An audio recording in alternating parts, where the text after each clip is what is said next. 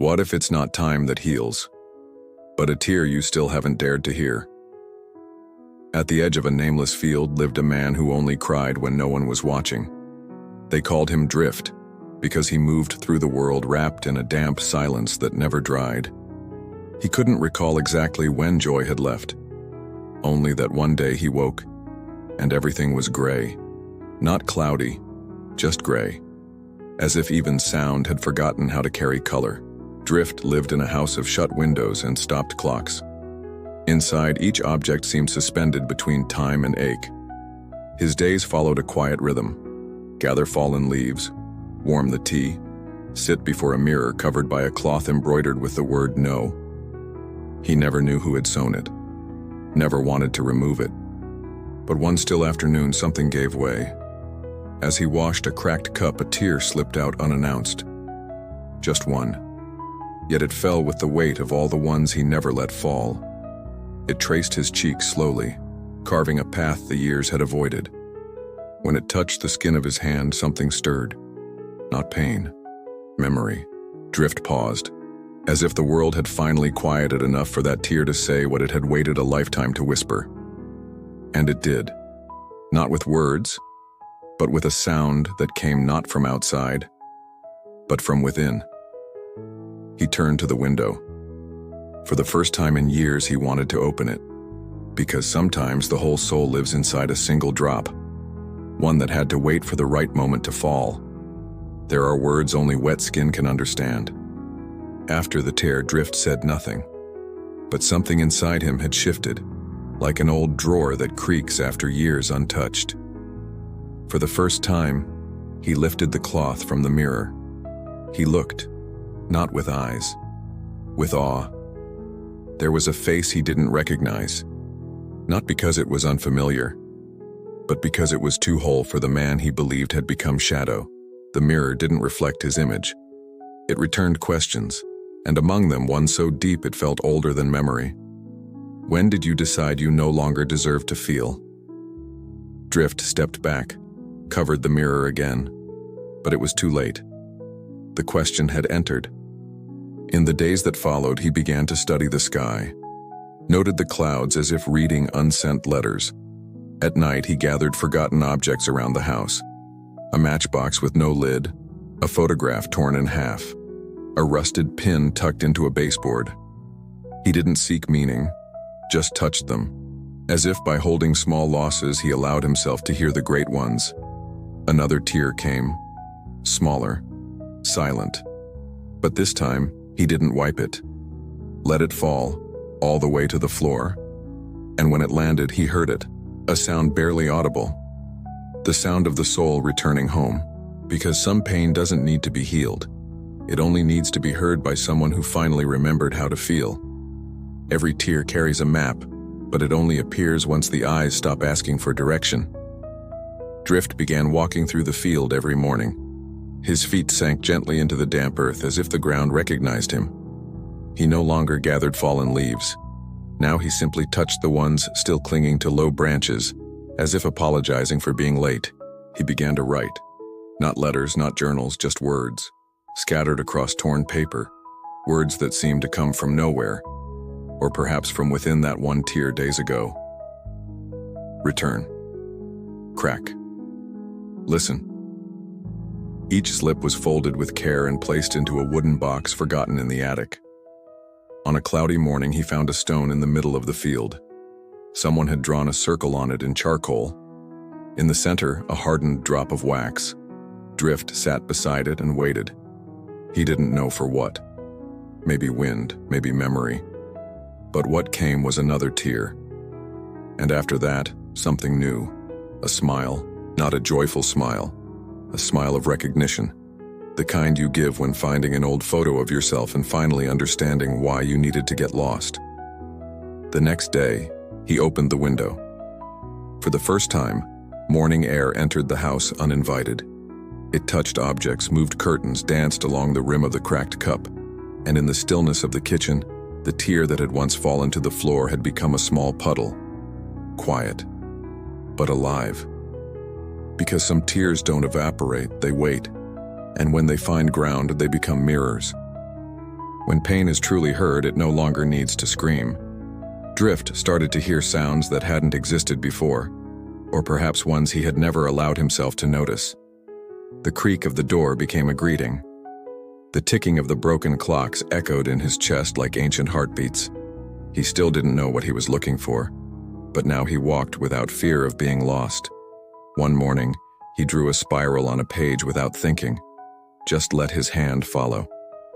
When it was done, he placed the paper beneath the fieldstone and left it there like an altar. That night he dreamed of a child. She was crying, but not from pain, the kind of crying that cleanses. He woke with damp eyes and a light chest. For the first time he thanked the tear, not because it had passed, but because it had returned. As days moved, he opened more windows, some so stuck they needed the full weight of his hands. Behind them, he found hidden things.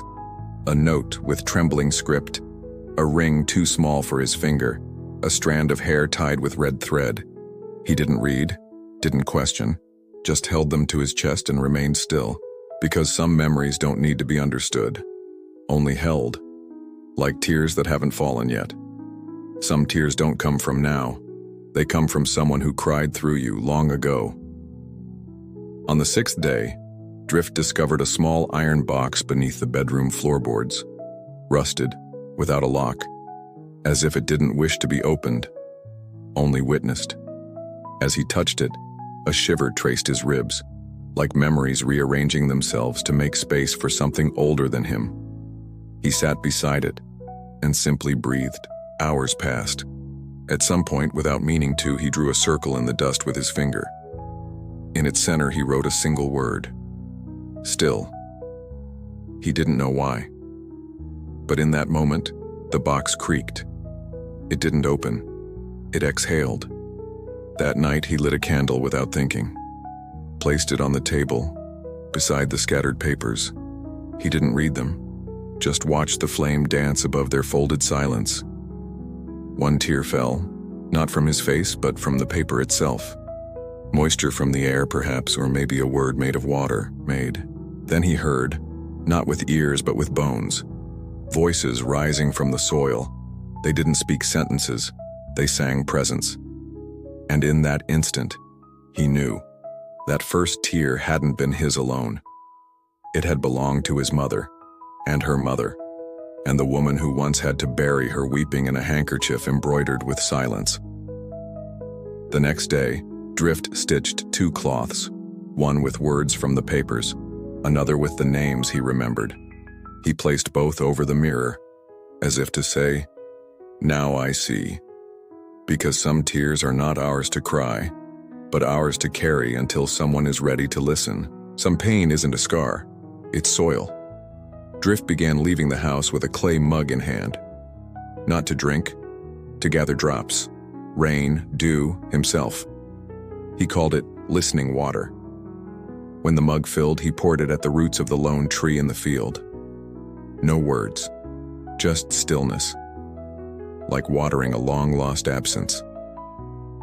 One morning, while folding an old sheet, he found a white hair among the fabric's creases. It wasn't his, or anyone's he remembered. Still, he kept it, sewed it into the hem like a secret sealed by gesture. Slowly, the house became another body, the walls more porous, the floor softer, and the mirrors. They began to reflect things that weren't there.